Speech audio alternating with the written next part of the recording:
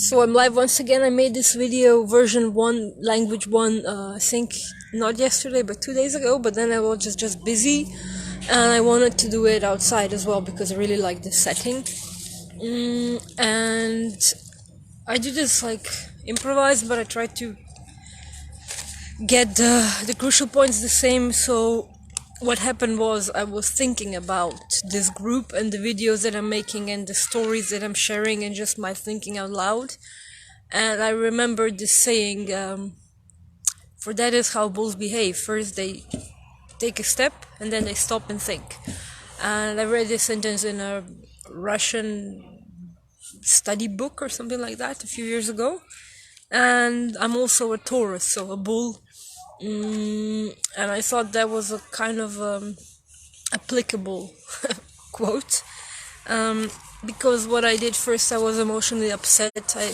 This shell around my heart cracked, and I thought it was an injury, but then I realized it was just something I put there to protect me from whatever. And I decided it doesn't really serve its purpose anymore, so I'm not gonna regrow it. I'm just gonna stay vulnerable like that, open like that, fluid like that for as long as I can. I guess I want to just stay here, but life surprises us, so we'll see. But I was thinking about the steps that I took. So I had this emotional upset, this disruption of soil, as Lisa Nichols would put it, and I just started putting myself out there. I decided I no longer want to be invisible. I no longer want to worry about what people will think or say. But then again, I just I had this impulse to do videos and I just followed it. And then 2-3 days ago, so a day before I made that 7.1 Slovene version video, I just realized that okay, I made a step and now I stand and think.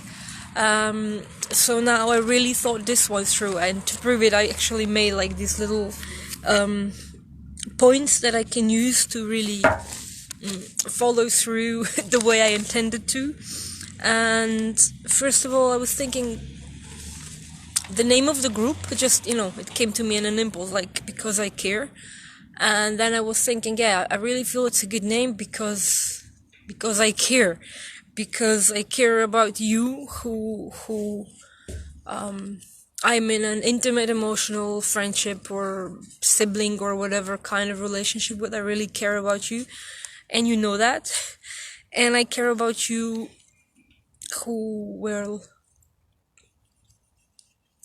we're like acquaintances or vague friends, or people we've known each other like years ago.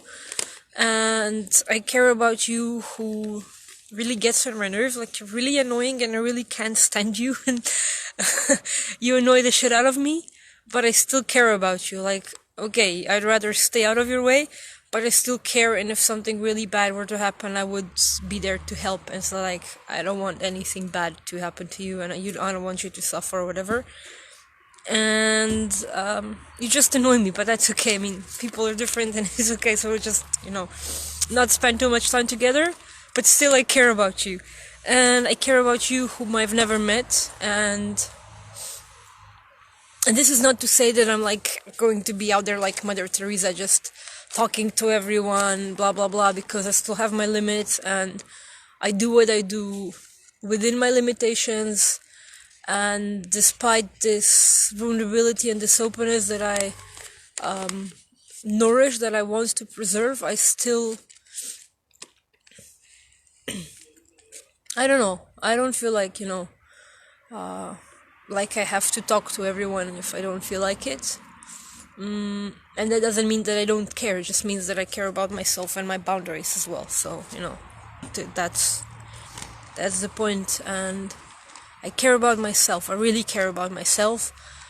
And I realize that I haven't actively been doing that the last few years, or my life, or whatever. I care about my growth. I care about my financial success. I care about the success in my relationships, self-satisfaction, the goals I accomplish, the lifestyle I lead. I really care about that. And that's why I'm gonna use this group to take steps, to challenge myself, to get out of the comfort zone, to expand, to grow. And like I have this friend in Slovenia. He's like awesome, crazy guy. His name is Matic. He plays the guitar. A funny guy. He cracks me up, and he has this saying: "We are all one. We shouldn't not care because we're all one. We're all connected." And it sounds way better in Slovene, but there you go. So that was my introduction point. Why I call this Because I Care is because I care about the whole package. And then I was thinking about my why, why I'm doing this, why I'm putting myself out there. And I thought about Lisa Nichols and T. Harv Eker and other motivational coaches and speakers that I think many others as well, but these two I'm mostly connected with and follow their teachings. And they say that to accomplish any goal, to fulfill any dream, to make anything you want to achieve come true, your why has to be huge. You have to have a why, so you have to know why you're doing this. And your why has to be bigger than your fears, your limitations, your mental patterns, your habits, and your comfort zone. And I guess I never had this much of a why than I do now. So it's really I just want to do it. I want to crack the taboo of upset. We shouldn't talk about things that upset people. Well, I want to talk about things that upset people. I want to talk about things that make people feel uncomfortable, vulnerable, insecure, because I think we really need that as a society. And I remember I was watching a video a few months ago. I think this guy was a musician, but I'm not really sure. And he spoke about bullying and how he was bullied himself in primary school, secondary school, whatever. And how he felt so embarrassed that he never spoke of it. He never told anyone. And as I was watching, I remembered how when I was in my late teens, 18, 19, I always also had... I was emotionally in dire straits. I felt really bad.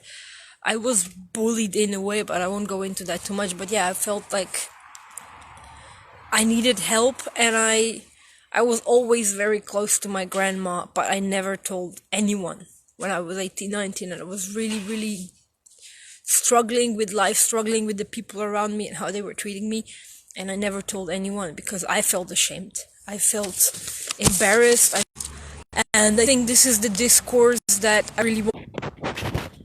So yeah, my connection got disrupted for a while, but I hope I'm back now. So that's what I was saying.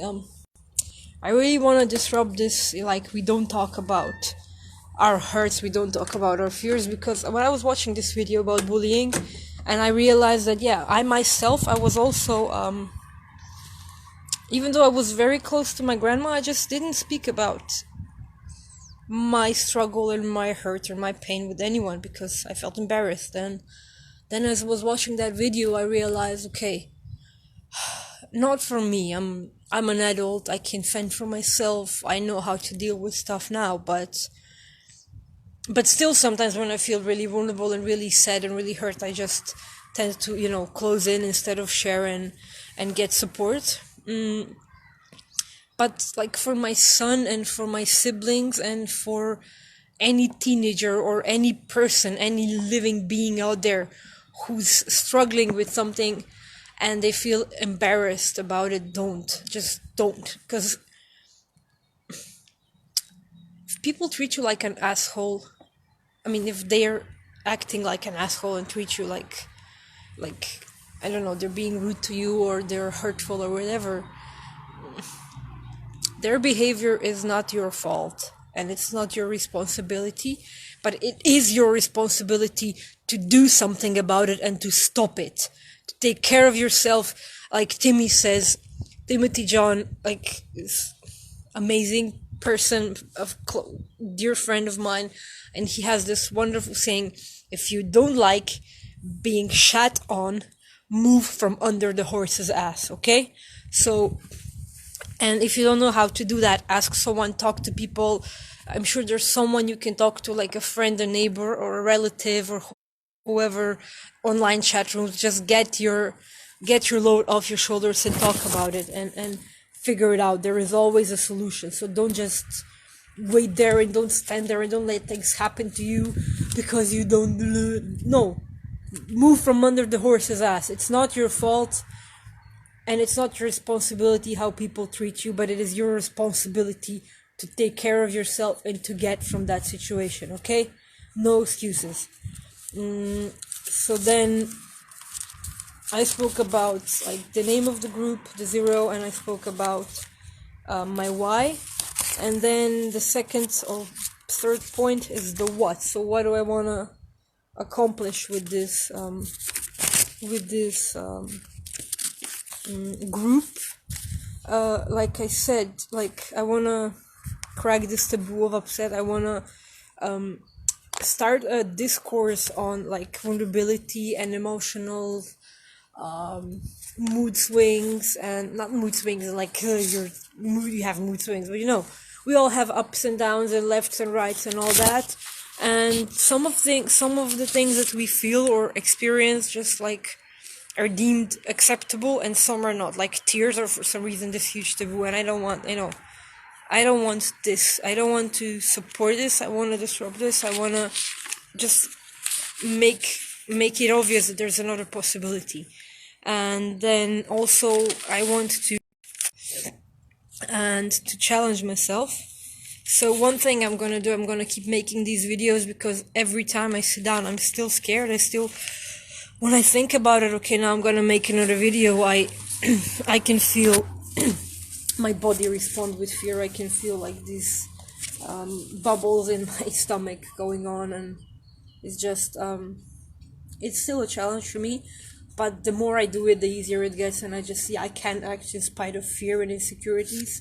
And like, what if people look at them and listen to my words and listen to my outbursts and they say, this guy is crazy? Well, you know what, I am. And I know that people like to feel good, and people feel good when they're right. So if that's one more way of how I can serve, that's fine with me. And two things I decided upon like 2 days ago. I wanna do the Story One project, and I'll tell you more about that in a few days. And I wanna do the Rolls-Royce project, because I've been really thinking about this for a long time, and I was always too afraid to do it because what if I fail? What will people think? Well, you can think whatever that you want, but I'm taking a step and I'm doing something that I've wanted to do for a long time. Just I had this idea, and I'm gonna do it. And I don't know what the results are gonna be. I don't know where the story is gonna take me. You are all welcome to be a part of that story, and I will share more about that in the next few days. Like, I have this jacket that Jan gave me, a very, very dear friend of mine. Like, I don't have best friends, but I think if I had to, or if I chose, if I would call someone my best friend, it would probably be him, because we go way back and I can just always rely on him in the long run. It's never mind. But so he gave me this jacket, Maya Maya, and it says, like, inside it says, if you don't go, you don't have a story. You all know that quote, but it's true. So I'm going, and I'm just creating stories, and I'm making shit up as I go along, and it's just scary, exciting, thrilling, and fun. And like I realized a few days ago, I felt really bad like a week ago or so, because I'm still struggling financially, and I'm behind on paying my bills, and the job situation is not as I expected it to be, and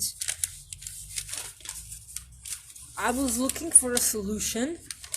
But there's this metaphor that I like to use about our subconscious being like our younger brother, but like a mentally retarded younger brother with Down syndrome.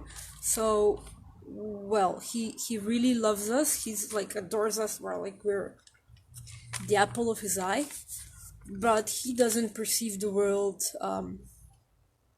intellectually in the same way as we do. And he's really, really strong, and he would do anything to protect us and to keep us safe and happy. And then imagine you've been working hard and saving money and doing all sorts of things so you can buy yourself a car. And then you buy yourself like this dream car, this perfect car, this car that you've always wanted, and then you park it outside your house, and then you say, I I'm a bit of I'm scared. I'm afraid to drive this car because what if something happens to it? What if I scratch it? What if I'm kind of I'm scared to sit in this car and drive around. And then the next morning you wake up and you go outside and the car is completely smashed, like broken to pieces, and you just stand there and you look at it shocked, like what I like imagine like you buy a car, you park it outside, and then next morning come downstairs, the car is completely smashed, and you're like, what happened? How is you're speechless, you're shocked, you're like lost for words. And then your brother comes, like the baby brother, and he's like, I smashed the car for you. And you're like, what? Well, you said you were afraid of driving it, and I smashed it for you so you don't have to be afraid anymore. And you understand? So that's what our subconsciousness does to us. It hears us saying we're afraid of something or we're reluctant to do something, and it figures out a way to protect us from that fear, that imaginary danger. And I realized I've been doing this with getting a job because I was bullied a lot, and my bodily boundaries were disrespected by adults, by peers, by partners quite often. And it kind of left a fear in me, like a fear of interacting with people too much, a fear of having a job where I would have to have co-workers, because I was afraid of being bullied or being disrespected and being emotionally hurt again. And my baby brother went and smashed the car, so I knew I needed to get a job, but I would do everything. And it's not like I love to work, and if you give me a computer and a job to do and leave me alone in my house, I can work 24/7, sleep 5-6 hours and just sit there and work. But the idea of having a job where I would have to work with people, that was just too scary for me.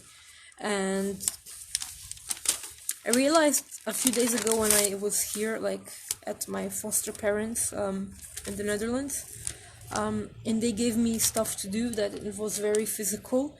And I realized that I was also not just afraid to work with people, but I was also detached from my body, from my bodily sensations. And now I was in a situation where I was working with people and doing physical activity, using my body, utilizing my muscles, my hands, my core muscles, everything. And I realized, it's fun, and I'm good at it, and I enjoy it, and I can do this, and I want to do this. And it's like this expansion that I was talking about, this whole new perception of what life can offer me, what I can offer life, what I can do, what I'm able to do, and how I can achieve my goals in a different way, following a path I would never have chosen a week ago yet, because I felt unable to do that thanks to my baby brother. But now I had a talk with him, we figured things out, and I'm not saying I've taught him not to smash my car, but I taught myself to phrase my fears better. I'm afraid to drive the car, but I'm still glad that I have it, and I'm gonna face my fear, and I'm gonna drive the car, and if anything happens to it, I'll deal with it then, So just send out clearer messages to my baby brother, subconscious, so that it works with me in ways that really support me and really protect me, and not in this random idiosyncratic way that he thinks is helpful but is really destructive. so I guess that was it. Figured out how the name of this group is really, really awesome for what I intend to do and how I feel about it. I figured out I have a really huge why. I figured out that this why also opens up a lot of pathways to the what and the how, and I'm gonna just do, keep doing things to expand and grow.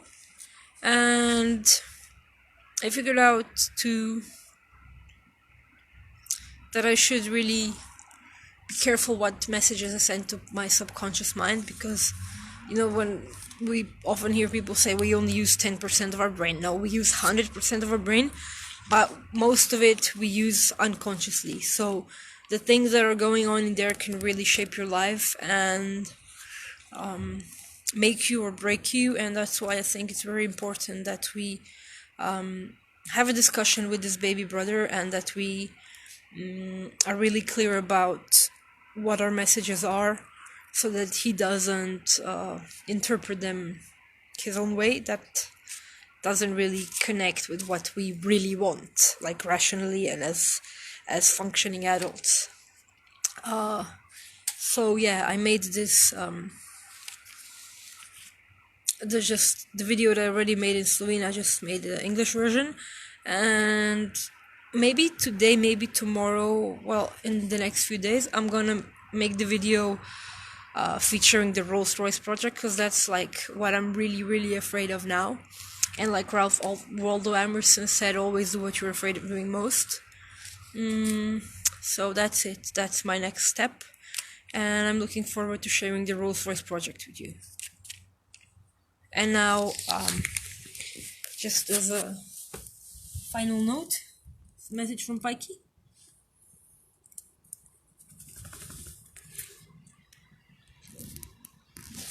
So, thank you everyone for your attention, and I'll be seeing you, and welcome to comment, share, contribute, and I love you all. Bye-bye.